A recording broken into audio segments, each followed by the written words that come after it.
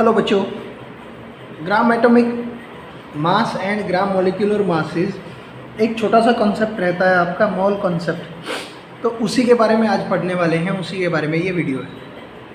Mole concept पे जाने से पहले हम जानेंगे कि ग्राम एटॉमिक मास और ग्राम मॉलिक्यूलर मास क्या होते हैं। बच्चे, हमने प्रीवियस वीडियोज़ में पढ़ा है कि एटॉमिक मास क्या होता है।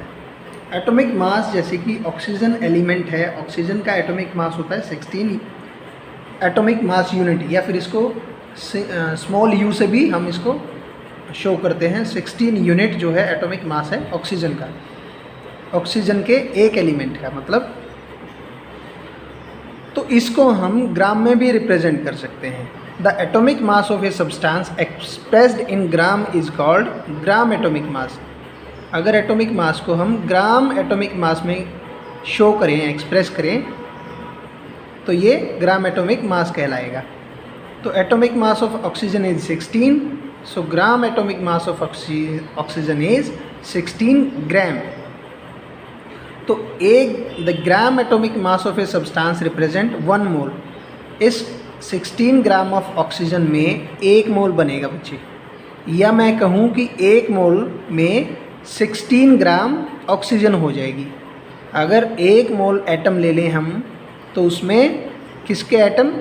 ऑक्सीजन के, तो उसका वेट होगा वो 16 ग्राम होगा। आगे बढ़ने से पहले एक बार मोलर मास के बारे में जान लेते हैं। The molar mass of a substance is the mass of 1 mole of that substance. 1 मोल का जितना मास होगा उसे मोलर मास कहेंगे और उसे ग्राम्स पर मोल में रिप्रेजेंट करेंगे। तो यहाँ पे आप देखो, the molar mass of an element is the mass of 1 mole of its atom. अगर एटम की बात हो रही है, ग्राम एटॉमिक मास की बात हो रही है, तो एटम्स कहना। The molar mass of an element is mass of 1 mole of its atoms. Atom के 1 मोल का जो मास होगा उसे मोलर मास कहेंगे। The molar mass of an element has 6.022 into 10 raised to power 23 atom of that element in it। और बच्चे, 1 मोल के अंदर चाहे हम कोई भी एलिमेंट ले लें, चाहे नाइट्रोजन, ऑक्सीजन, हाइड्रोजन, क्लोरीन, कुछ भी ले लें, सबके अंदर 1 मोल अगर जब भी हम लेंगे, उसका मास अगर 1 मोल है, तो उसके अंदर इतने एटम्स होंगे बच्चे। 6.022 into 10 raised to power 23 atoms होंगे उस 1 मोल के अंदर, चाहे हमने कोई भी हमने एलिमेंट ले लिया। एलिमेंट मतलब जैसे कि ऑक्सीजन ले लिया हमने या नाइट्रोजन ले लिया हमने, सिंगल की बात हो रही है। फिर आएगा बच्चे ग्राम मोलिक्यूलर मास, मतलब मोलिक्यूल। इसमें मोलिक्यूल बनेंगे। मोलिक्यूल तब बनते हैं जब 2 एटम्स आपस में 2 या 3 या 4, जैसे ऑक्सीजन 2 होते हैं, ओजोन में 3 होते हैं, 3 ऑक्सीजन के एटम मिलके ओजोन बनाते हैं। फॉस्फोरस में 4 होते हैं, सल्फर में 8 होते हैं। तो ये क्या बन जाएंगे? मॉलिक्यूल बन जाएंगे। The molecular mass of a substance expressed in gram. तो इनका जो एटॉमिक मास है ऑक्सीजन 2 का, O2 का जो मॉलिक्यूलर मास है वो बच्चे 32, क्योंकि एक ऑक्सीजन का 16 इंटू 2 32 यूनिट हो जाएगा मॉलिक्यूलर मास ऑक्सीजन का। अगर इस मास को हम ग्राम में रिप्रेजेंट करें तो ये ग्राम मॉलिक्यूलर मास बन जाएगा। इसलिए ग्राम मॉलिक्यूलर मास को हम 32 यूनिट की बजाय 32 ग्राम भी लिख सकते हैं। ठीक है।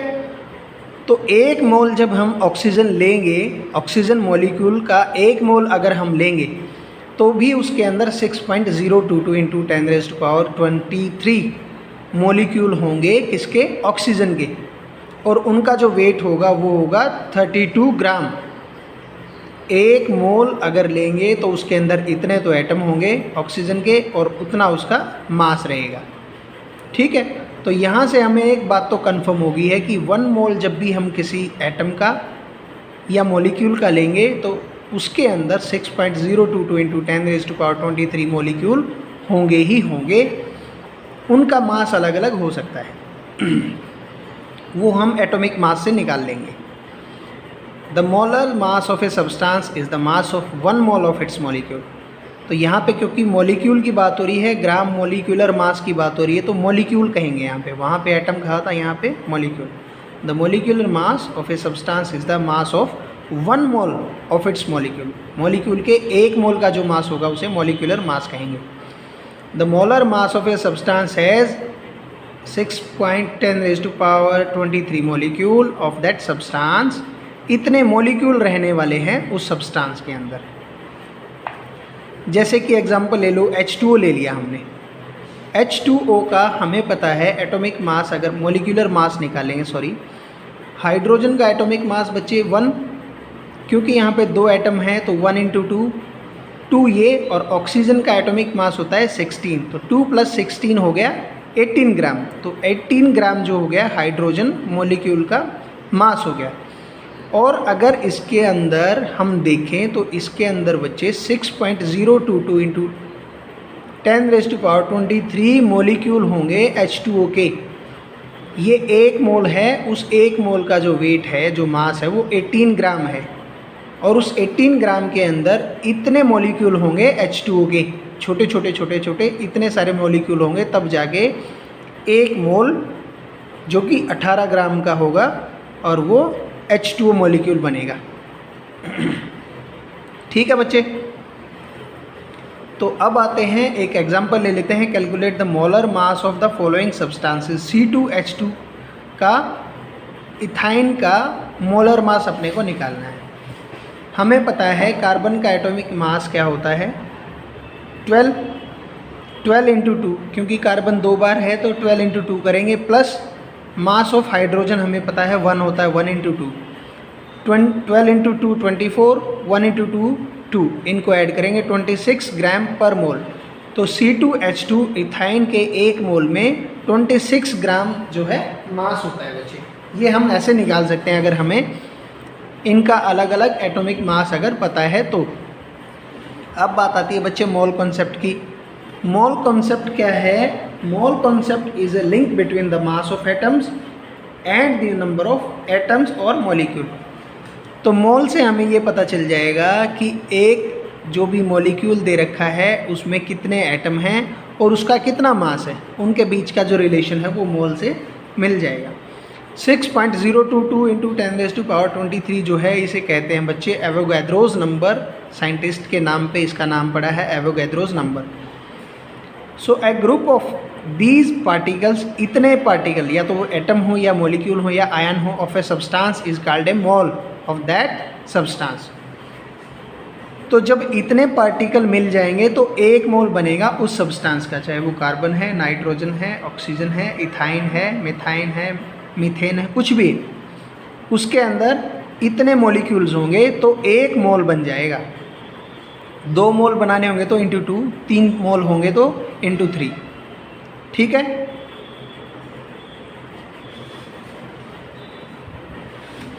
सेम ऐसे ही है। तो ए मोल के बारे में एक बार फिर से यहाँ पे इसकी डिस्क्रिप्शन और दिया हुआ है, फिर से बार बार इसको एक्सप्लेन किया गया है। A mole of a substance is that amount of substance which contain the same number of particle as there are carbon 12 in. ये मत याद करो आप, ये देखो, a mole of a substance is that amount of substance which contains 6.022 × 10⁻23 particles of that substance।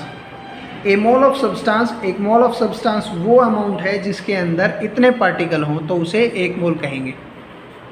सो मोल क्या represent कर रहा है? Definite amount of substance represent कर रहा है कि एक सब्सटेंस के अंदर इतनी ही अमाउंट होगी, और रिप्रेजेंट कर रहा है कि इतने ही डेफिनेट नंबर ऑफ एटम या मॉलिक्यूल रहने वाले हैं उस 1 मोल के अंदर, जो कि 6.022 एवोगैड्रोस जो नंबर है।